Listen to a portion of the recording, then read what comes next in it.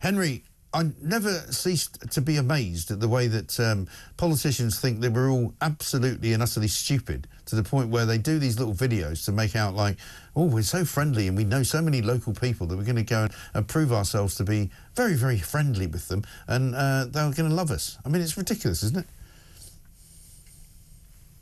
Yeah, you feel a bit sorry for them, to be honest. You know, back 100 years ago, before the invention of moving pictures, they could just be their sort of odd, slightly aristocratic selves, yes, and nobody really minded, and they addressed people from a stage. But now we live in an age when people expect that kind of not intimacy necessarily, but they expect people to be making that sort of connection. But at the same time, because cameras are everywhere now, because anything can be tweeted or filmed and put on the internet, they have to stage manage it to within an inch of their lives, because, in fairness, you know, well, how do the media treat a gaffe, right? If you have a politician who actually meets a voter in an uncontrolled context, yes, you know, their poor spads are tearing their hair out behind the scenes because if that minister or politician says one thing wrong. But it is just cringe-inducing. You know, I think they do need to develop as you hinted at, a method of just kind of acknowledging reality of it. I am the Prime Minister visiting you on an arranged visit. I don't need to pretend that you don't know who I, Keir Starmer, am. Yeah, exactly right. But also, what's the message exactly? The message is, like many of the messages that are coming out of Labour at the moment and coming out of Number 10, that this is what we're planning to do. And that's it, really. That's the end of the message. You know, we don't know if they're going to do it. We don't know if they're ever going to achieve what they plan to do. All they're saying is this is what we plan to do, which is not very convincing, really. Yeah, I mean, Labour are aiming at housing, which is a massive problem in this country. So, fine, that's a great start. I think that the big challenge is housing takes years, right? It takes years and years, because even if you pass comprehensive planning reform, you have to let that filter through the system. Then companies have to get spades in the ground. They have to buy the land. The odds of this paying off by the next election are minuscule. Right. And that's before counting the fact that where we really need them is in cities. And where's the one place that Angela Rayner cut all the targets? Labour-controlled cities. And that's the problem, isn't it? Because everything they're promising is literally pie in the sky. You can't really nail any colours to a mast, which would suggest that, you know, their eco net zero plan is going to come to fruition, that their plan to reduce waiting lists in the NHS in 5 years' time down to 18 weeks. We don't know if that will happen. You know, their plan to build 1.5 million houses. Everything is about the future, and they've sort of fallen into this, what I would call ridiculously lazy trap of saying, well, judge us in 5 years. Well, no, actually, we're going to judge you now as to what you're actually doing now. And what you're doing now is not really very good. No, I mean, you're right. You actually can judge a government day to day, but also you could do some basic maths, right? When they say, oh, we're going to fix the NHS in 5 years, yeah, Rachel Reeves says, and if she's telling the truth, we have to take her seriously, that she's announced her spending envelope for the entire Parliament. Is there remotely enough money in there to fix the NHS?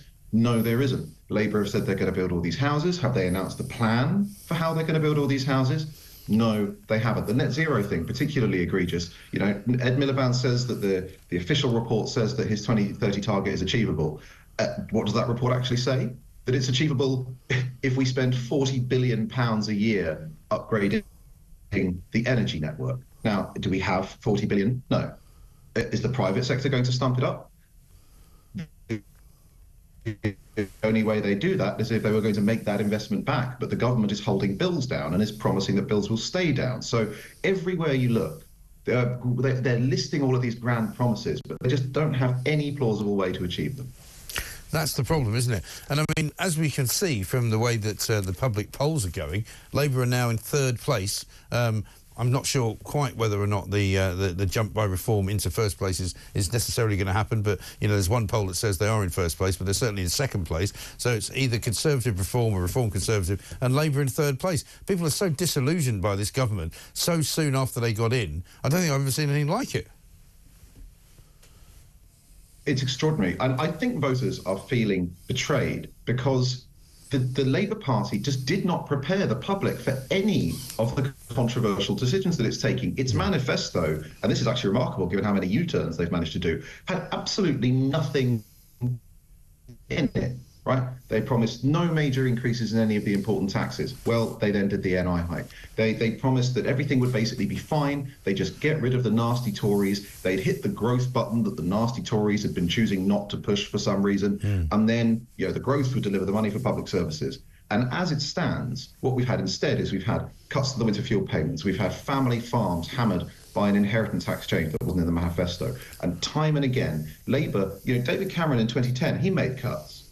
But he treated the public like adults. He stood in that election and said, I'm going to have to make cuts. And the public aren't idiots. Even if they don't want public spending to go down, if a politician levels with them and explains the situation, you can create space for it. But Labour went into the general election refusing to do any of that. And so the public are rightly giving them absolutely no shrift when they suddenly turn around and say that they need to cut X, Y, and Z, while at the same time handing out big pay increases without conditions to public sector workers. Yeah, and we've got another strike looming. I'm sure there'll be more announced over the course of the Christmas break. But coming up in the new year, the staff at the Metropolitan Police, the backroom staff, because the police can't strike, the backroom staff are saying, you know, we want to work from home, so we don't want to come back into work, and we're going to go on strike. So, I mean, what we're going to see, I think, over the course of the next year or so, is an awful lot of public sector strikes.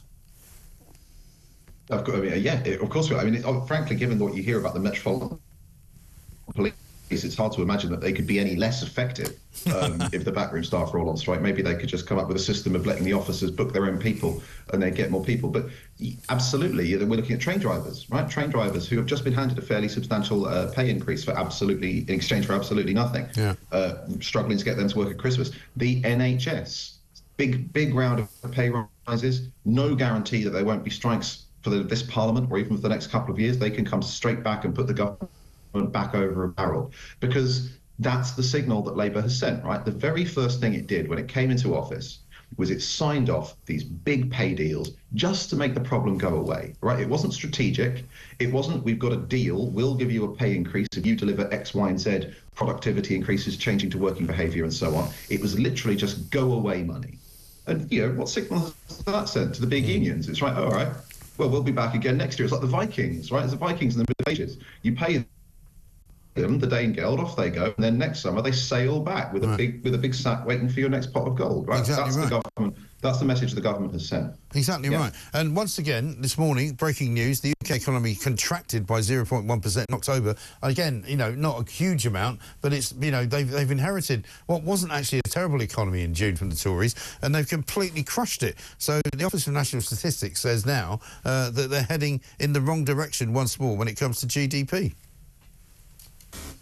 I mean, it's absolutely incredible. It's like almost an anti-budget. Between that and Angela Rayner's employment changes, it really is turning all the dials down. The really frustrating thing is that actually the headline GDP number, I keep complaining about this, it's almost meaningless, right? Because the number that matters is GDP per capita. Rachel Reeves in the election was talking about living standards. That means how much GDP do we have per person? Are we getting richer, right? But think about this. If our GDP, headline GDP, is flat, that's just the basic size of the economy. Yeah. We're still importing hundreds of thousands of people.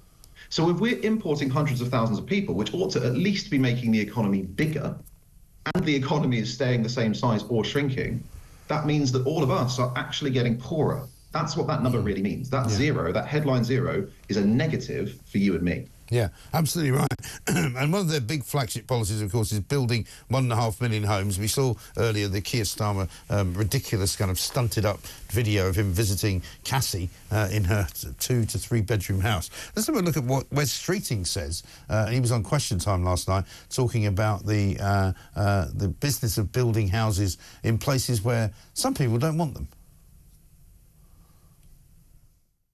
So why did you oppose 850 homes being built on greenbelt land in your constituency? Yeah. Because that was... Along with many other cabinet ministers, including Angela Rayner and Rachel Reeves. Sure, and they were well-used and are well-used sports pitches that are used by kids and actually people of all ages from a wide range of backgrounds in my constituency, and I didn't think that that housing development was appropriate. What does it matter whether the kids are from a wide range of backgrounds? They keep making these statements as though there is a sort of ideological drive that they're all driven by, which we all know what it is. Yeah, I mean, it's ridiculous. This is truly remarkable because Labour, they're right. Fundamentally, the top line is right. We're millions of houses short in this country. The housing crisis is atrocious. People are paying far too much rent. Houses are too expensive. It's locking generator out. All fine, right? But the question is, where do those houses go? And where do we need houses the most? Cities, especially places like London. That's where the jobs are. That's where the rent is highest. That's where you've got people in their 20s who should be starting to live like adults, stuck in 4 or 5 to a house like they're still students.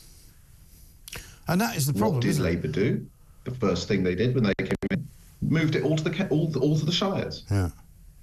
Sorry, yeah, you were saying. No, I was going to say, I mean, I suspect that the reason they're doing it is because they've got this view of the shires, which is, you know, everybody drives around in Range Rovers, they've got big houses, they all wear barbers, you know, the right-wing barbers and Hunter Wellington boots, and, you know, these are all people that can afford to take a cut in their salaries. We're going to tax them more and more and more, and we're going to, you know, what we're going to do? We're going to build houses right around them so that their quality of life suffers because we hate them.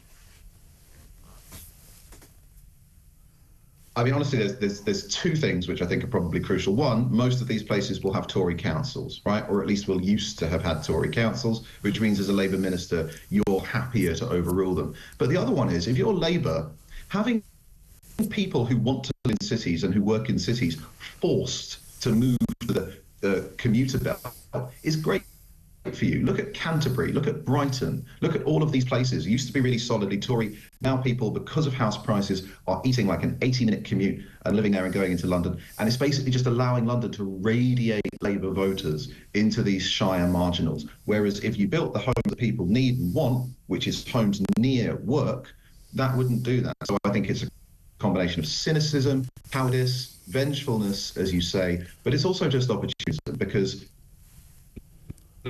they're given a choice between facing down Labour councils, which won't build houses where they're really needed, and facing down Tory councils. Labour has chosen to face down Tory councils. Yeah, absolutely right.